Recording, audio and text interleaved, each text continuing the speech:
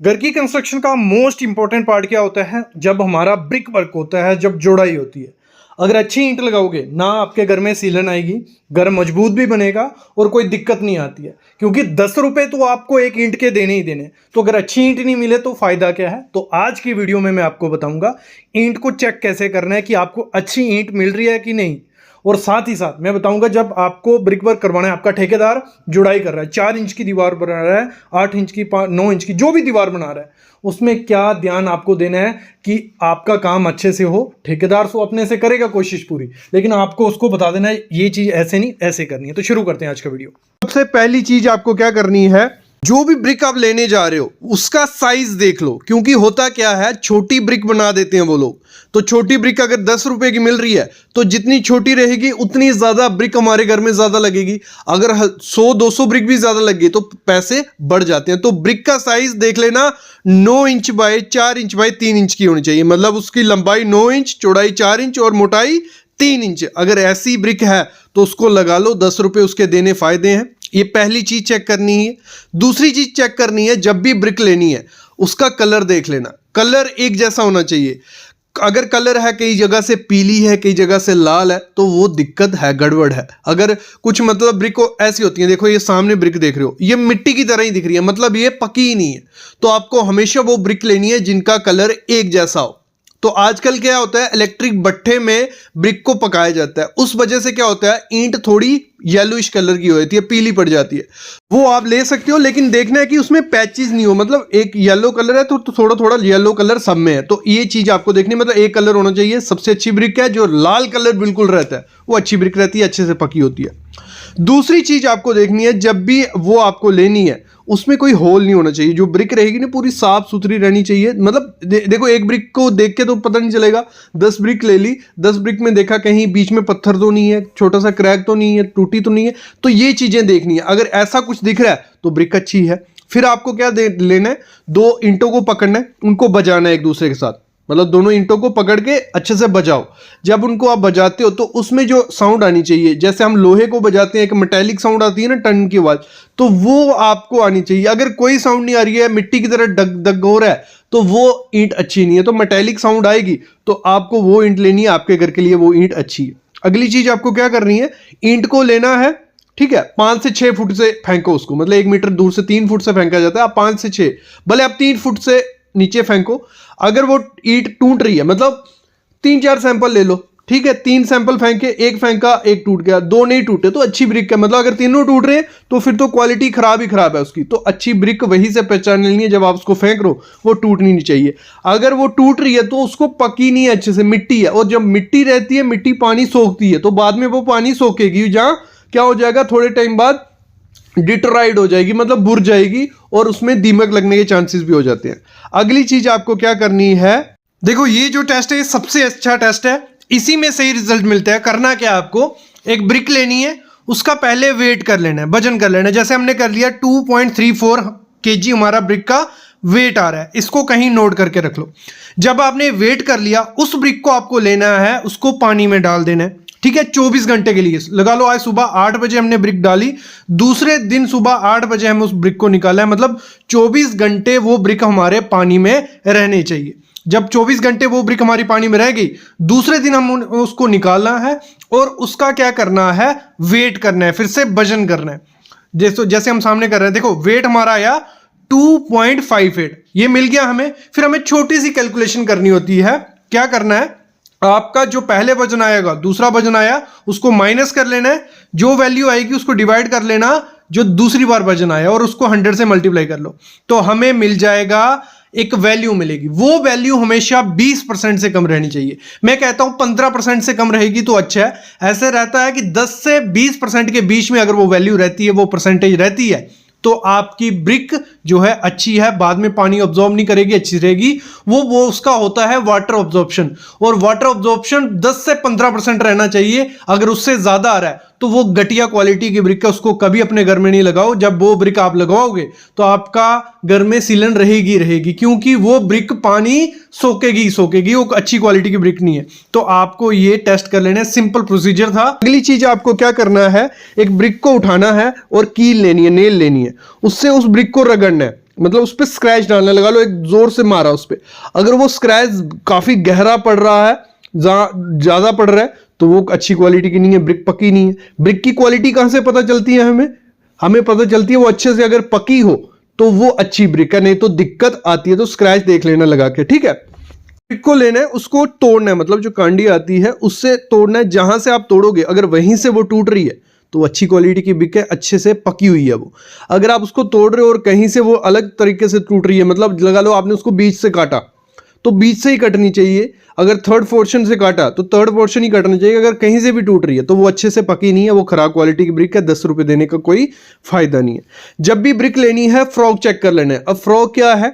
ये जो ब्रिक होती है, जहां पे आपने देखा ना एक खड्डा सा पड़ा होता है जहां नाम लिखा होता है कुछ, जो कंपनी बना रही है उसको, तो वो फ्रॉग होना चाहिए। और बिल्कुल छोटा फ्रॉग होगा वो ब्रिक कभी नहीं लेना। जितना ज्यादा बड़ा फ्रॉग होगा, मतलब लंबाई में बड़ा हो, ठीक है, कोई दिक्कत नहीं है, और गहराई 10 से 12 mm उसकी गहराई होनी चाहिए, तो वो फ्रॉग आप जब लोगे तो उसमें बॉन्ड अच्छे से बनती है। और अर्थ के एक प्रूफ ब्रिक उसको बोल सकते हैं हम, कि जब आप उसको लगाओगे बीच में जो प्लास्टर उसके भरेगा, दूसरे ब्रिक को पकड़ेगा, तो वो अच्छे से बॉन्ड बनती है। तो जितना बड़ा वो रहेगा, जितना बड़ा बड़ा नाम लिखा रहता है, तो उतना ज़्यादा रिब्स होती हैं, तो वो फ्रॉग अच्छा होता है, तो वो ब्रिक आपको लेना है।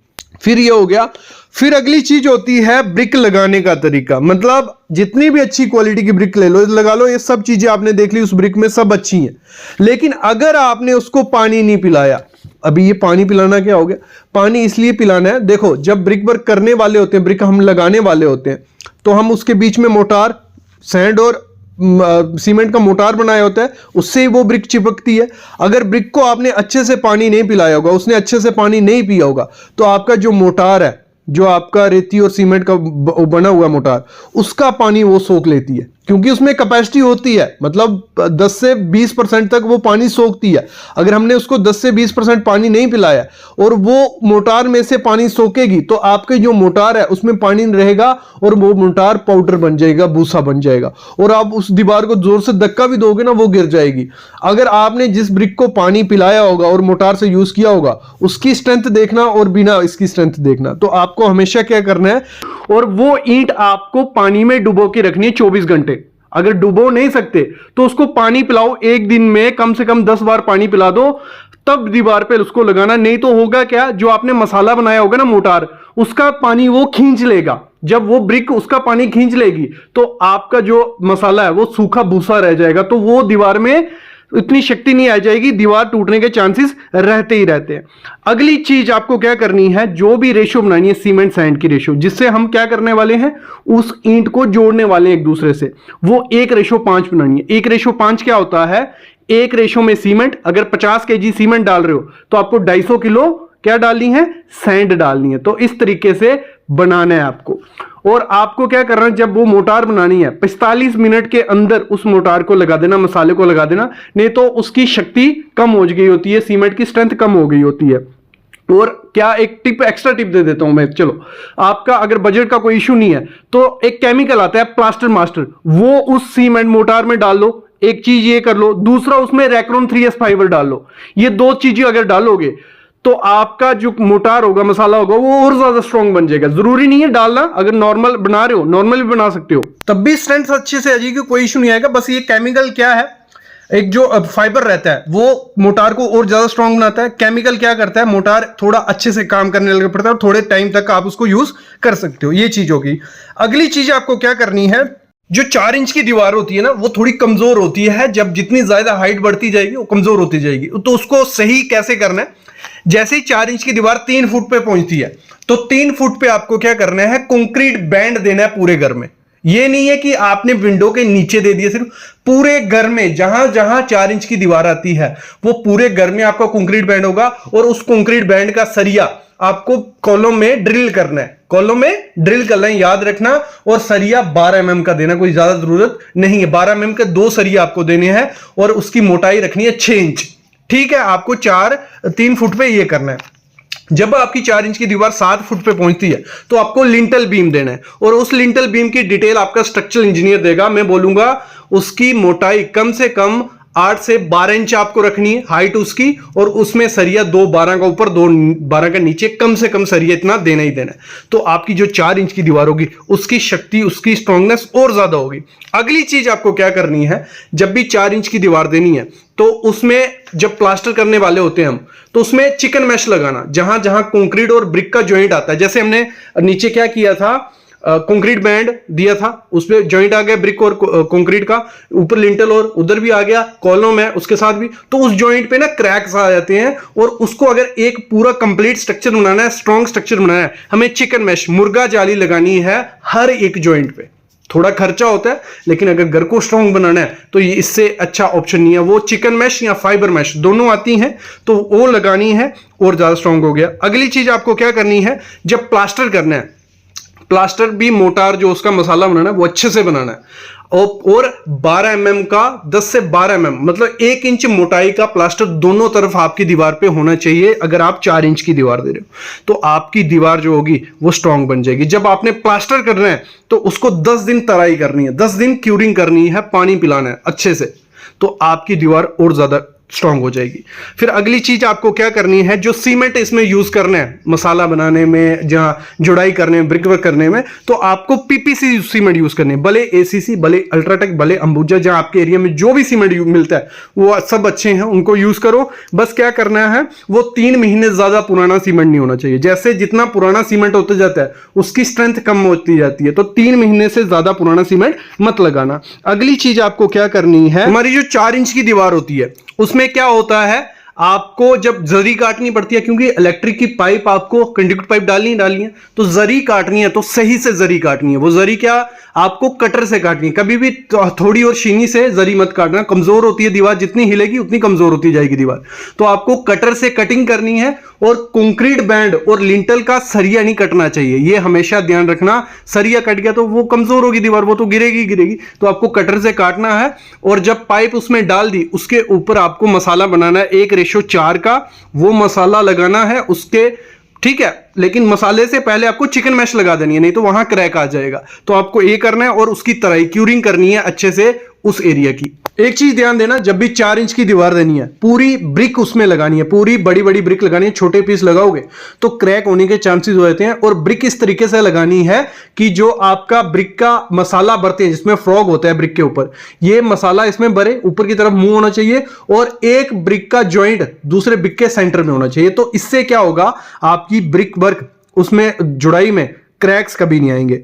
अगली चीज क्या करनी है, जब आपकी 4 इंच की दीवार बन रही होगी, जैसे दीवार कंप्लीट हो जाएगी, फिर हम प्लास्टर के लिए तैयारी करनी है। तो प्लास्टर की तैयारी के लिए आपको क्या करना है, उस ब्रिक को 10 दिन पानी और पिलाओ। क्यों पानी पिलाना है, देखो उससे क्या होगा, जब हम प्लास्टर उस पर चढ़ाएंगे, मसाले का ब्रिक पानी नहीं सोखेंगे, मतलब ब्रिक के पास जितना ज्यादा पानी होगा उतना ज्यादा आपका मसाला कम स्ट्रांग होता है। तो आपको वो कर लेना है। और जब आप ब्रिक को पानी पिलाओगे, मतलब इतना तो 10 दिन तो कोई पिलाता नहीं है, लेकिन 2-3 भी दिन आप पिलाते हो, उसके बाद उसके ऊपर नीरू लगाना। नीरू क्या हो गया, सीमेंट स्लरी बनाई जाती है, सीमेंट का घोल बनाया जाता है, वो गोल दीवार पे लगाना, फिर उसके ऊपर प्लास्टर करना, फिर ही आपका क्या होगा, वो स्ट्रांग होगा। और हमेशा ध्यान रखना, जब प्लास्टर आपको करना है दीवार पे, तो उसका जो प्लास्टर कर रहे होते हैं हम, नीचे हमारा प्लास्टर गिरता है, और लोग क्या करते हैं, वो प्लास्टर को इकट्ठा करते हैं और फिर से उसमें पानी डाल के लगा देते हैं। वो सबसे बड़ी गलती है, वो कमजोर होकर आपके पपड़ी बन के निकल जाएगा। आपको क्या करना है, जो प्लास्टर नीचे गिरा होता है, 30 से 40 मिनट बाद वो रेत ही बन गया होता है, क्योंकि सीमेंट की स्ट्रेंथ डिक्रीज हो गई होती है। तो उसमें आपको फिर से सीमेंट डालना है, कुछ रेशो में, ज्यादा भी डाल देना, और फिर उस प्लास्टर को आपको लगाना है। तो आपकी जो दीवार होगी वो स्ट्रॉन्ग से फिर से बन जाएगी। तो ये चीजें होती हैं, 4 इंच की दीवार जब भी देनी है, ये 15 चीजें कर लो, आपकी 4 इंच की दीवार स्ट्रॉन्ग हो जाएगी। और हमेशा ध्यान रखना, 4 इंच की दीवार वहीं दे सकते हैं जहां पिलर और बीम हम दे रहे हैं, तो तभी वो होगा। अगर लोड बेरिंग स्ट्रक्चर है, लोड बेरिंग स्ट्रक्चर कौन सा होगा, जिसमें पिलर और बीम नहीं देते हैं, सिर्फ दीवारें होती हैं, वहां 9 इंच की दीवार ही हमें देनी होती है। और बाहर की दीवार अगर आप 9 इंच की रखना चाहते हो, रख सकते हो, लेकिन अगर पूरे घर में 4 इंच की दीवार भी देते हो, कोई दिक्कत नहीं आती है, घर स्ट्रॉन्ग बनता है। बस ये कुछ चीजें आपको ध्यान रखनी पड़ेंगी।